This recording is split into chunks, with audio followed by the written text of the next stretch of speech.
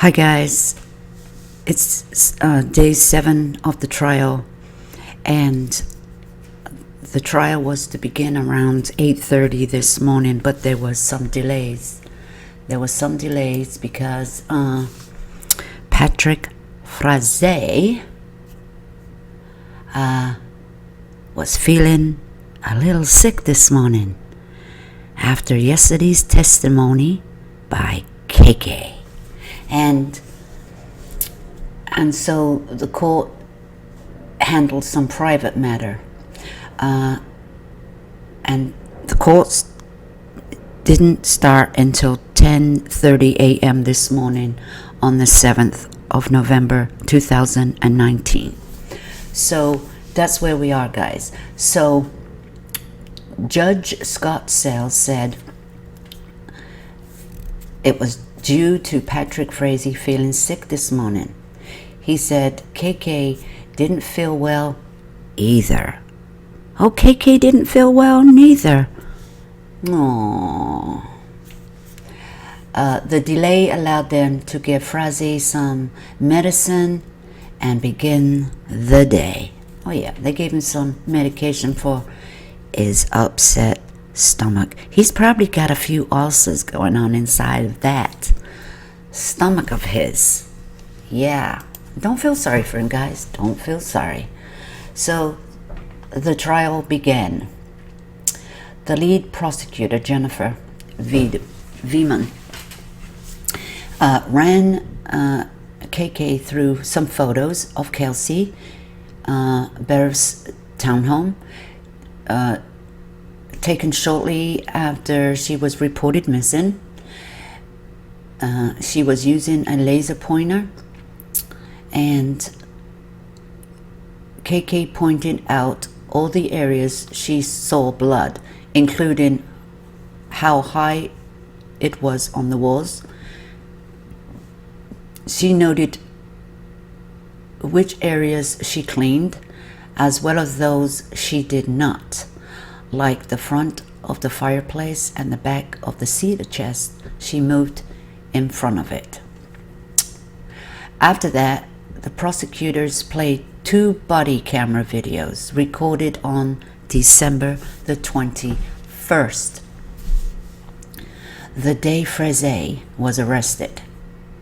They show KK leading CBI and FBI agents around Frazee's ranch.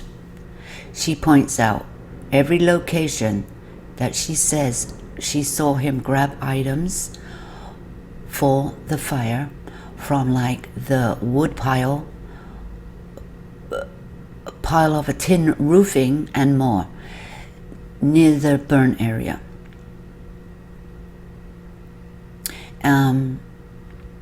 She points out separate yet identical black tote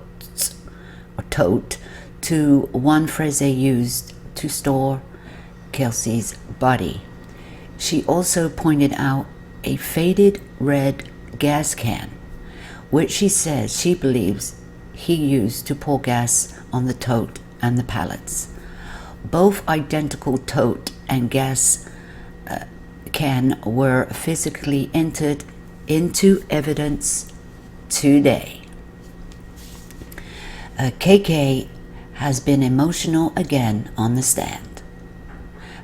She chokes up at times, cries, and other things. Yeah. Frazee, in the meanwhile, shifts between looking down at the ground and at the video photos projected on the screen. Judge Scott Sales also delivered a stern warning to a member of the public for violating the quorum order. Ooh! I said somebody don't be using your phones and videoing whatever they were doing. I'm not sure. Sketching maybe? The man was seen to be sketching. Oh, I just said that and then I read it. Sketching witnesses, despite the denial of the use of a sketch artist for NBC News.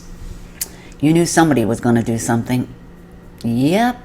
Well, at the judge's order, Teller County Sheriff's deputies ripped out several sketches from the book. The man said they were just part of his notes, but Sells, the judge disagreed, saying they jeopardize the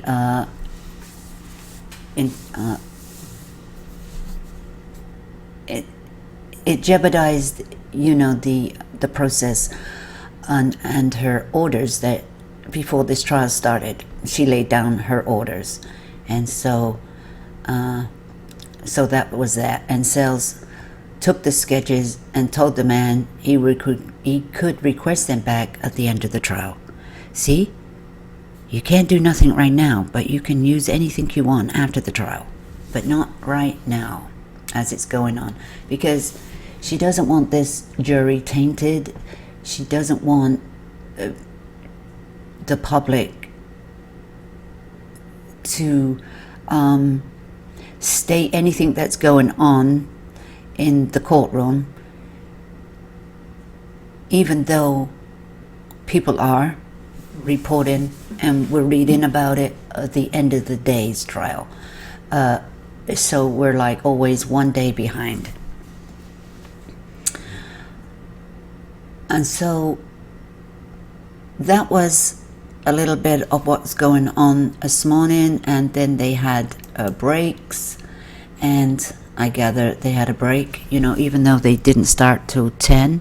But, the jury and were there, and the judge and everybody else was, so they deserve a break. So the evidence shows that Patrick Frazie's 1-year-old daughter was in the back bedroom of the Woodland condo of Kelsey Barrett's, while Frazie allegedly bludgeoned the girl's mother, who was his former fiance at the time of her death.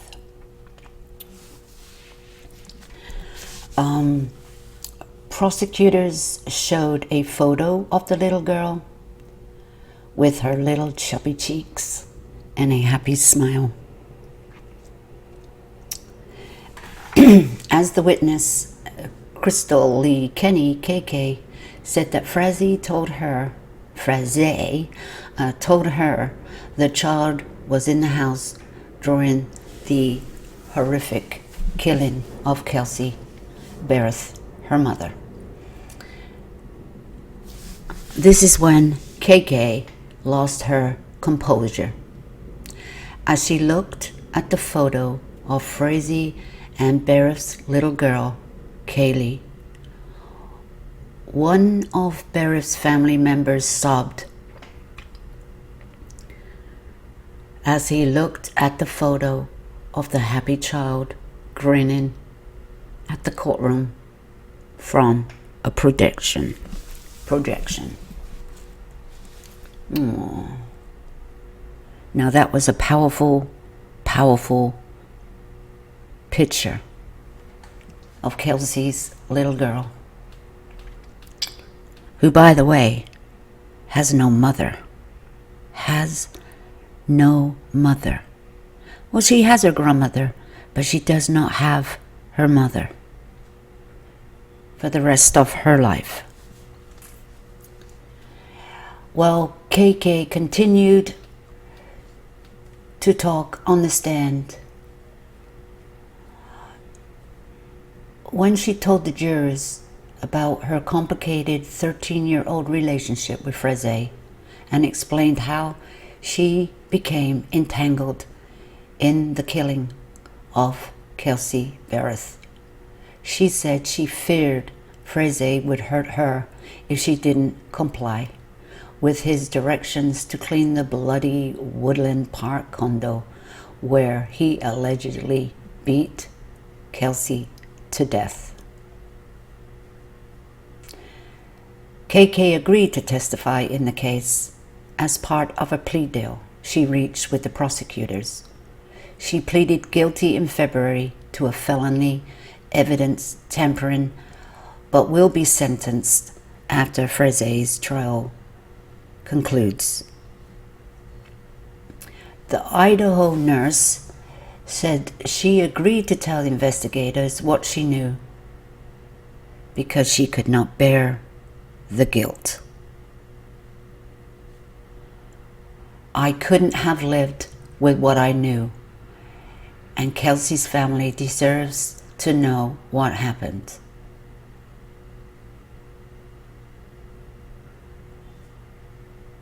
The prosecutor, Jennifer, walked through Kenny some photos, and then, like I said, she had described where the blood was and where and how much, maybe something like that. She explained the dry blood on the walls, on the toys, all that. She goes through that again, and the bleach and the Windex, and she kind of quickly goes through that again. And she also says, you know, she left from the main door of Kelsey Barrett's home.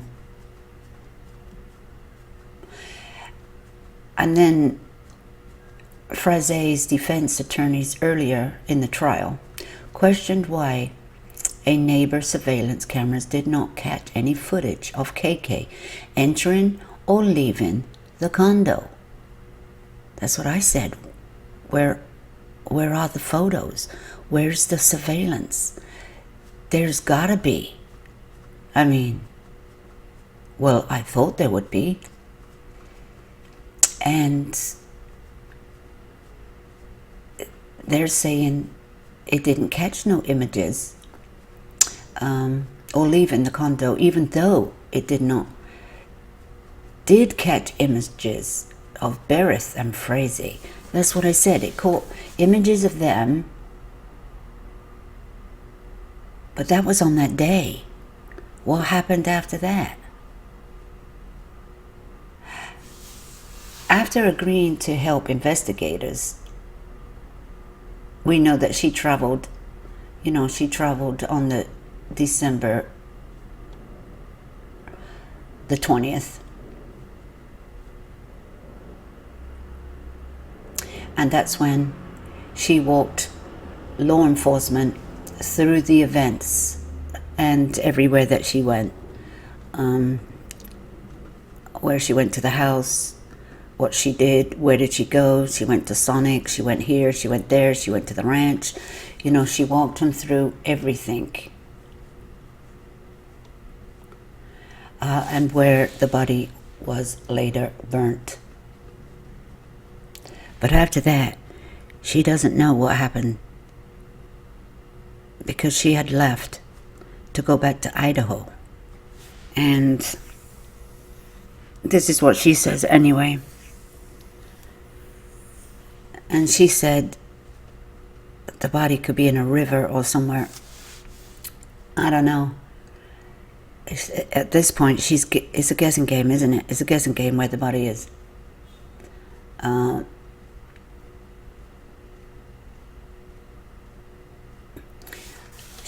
In the court today, a body cam footage that showed KK talking to law enforcement and at Fraze's ranch on December the 21st, 2018.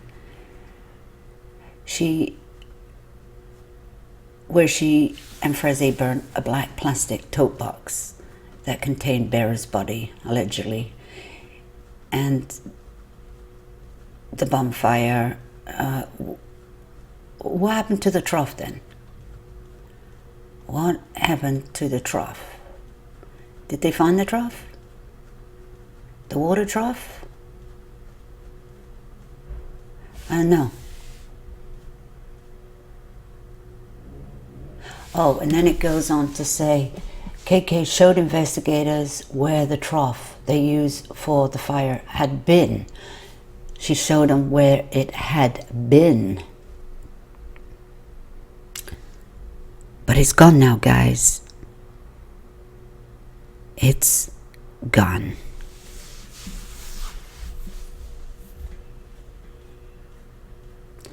And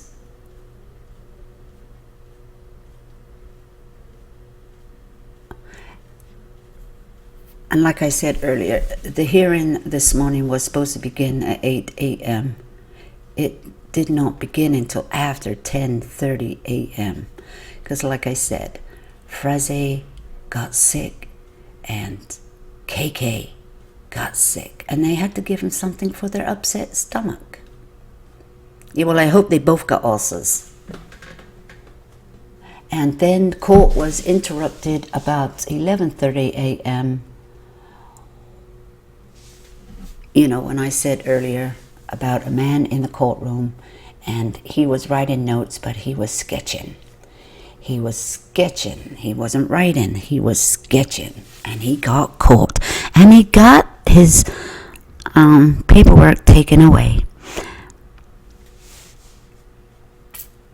Yes, sir. And he can't have it back now to the end of the trial. I wonder if he got kicked out. But anyway, and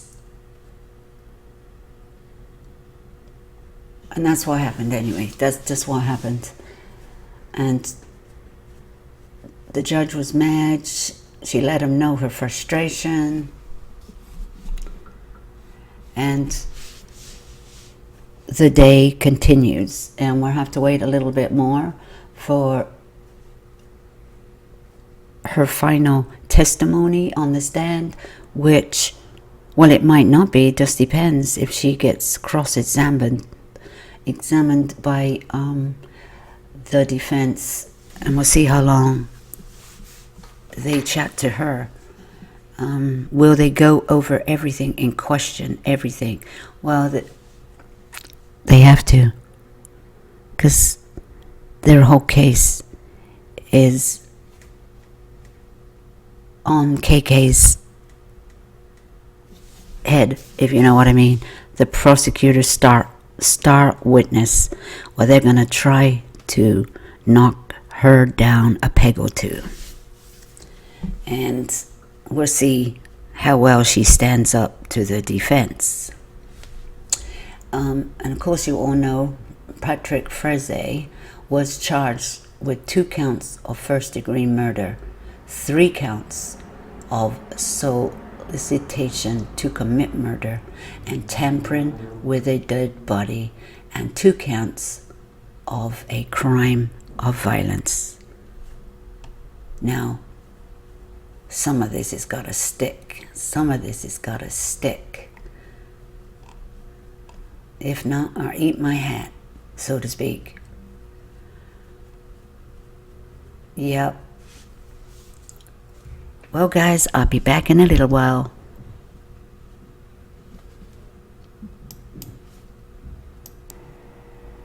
This afternoon, on the 7th, the 5th day of the trial,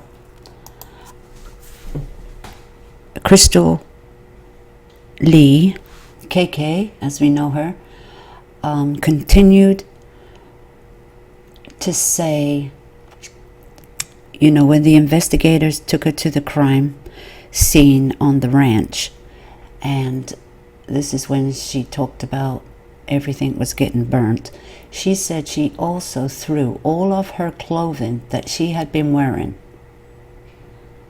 She threw that on the fire too. But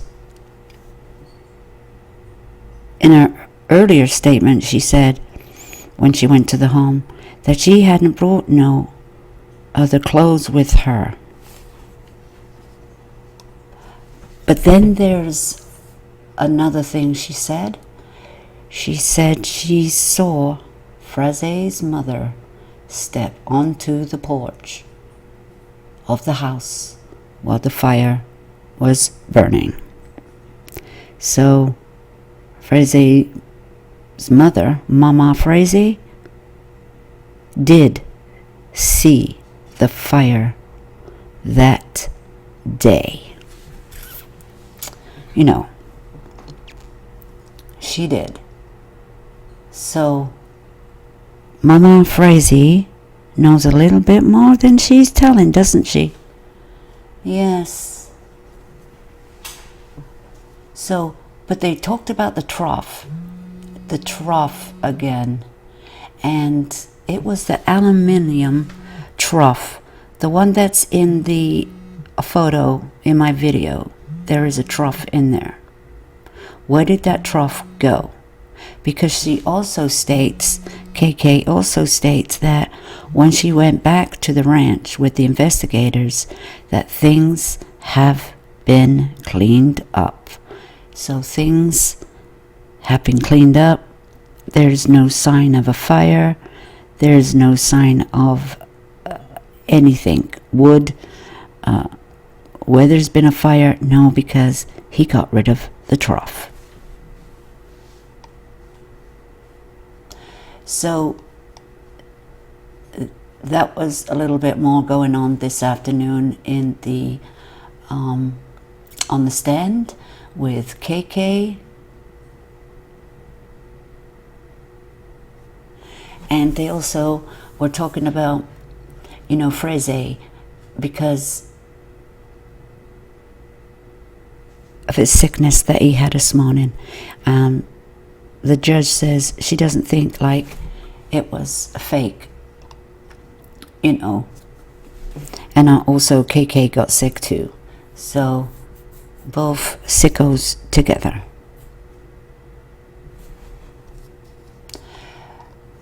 And we all know that she said yesterday, on Wednesday, that Kelsey's last final words were, "Please stop."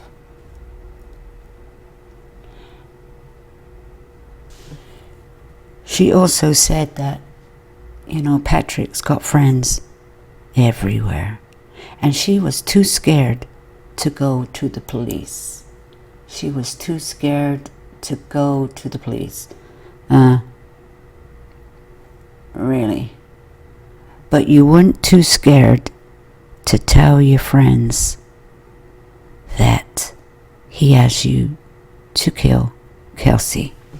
You wasn't too scared to tell people that. And she added, "I loved and cared for him. He was my best friend." Yeah, he was your best friend, all right. He was your best friend, and you would do anything for him. Which you did. And you got caught. Because Patrick Freze made sure that you did. Because he has put you in the middle of it all. Not even in the middle. You are the number one suspect at the time. And you have testified. And you are testifying to all you know. And it looks like there's no surveillance of KK being at Kelsey's home. So did she really go there? Just saying. Now she's going to be cross-examined by the defense on this, because it looks like that there's no still photos, motion, surveillance of any kind. But we'll have to see how today goes by the end of the day to see if that is true.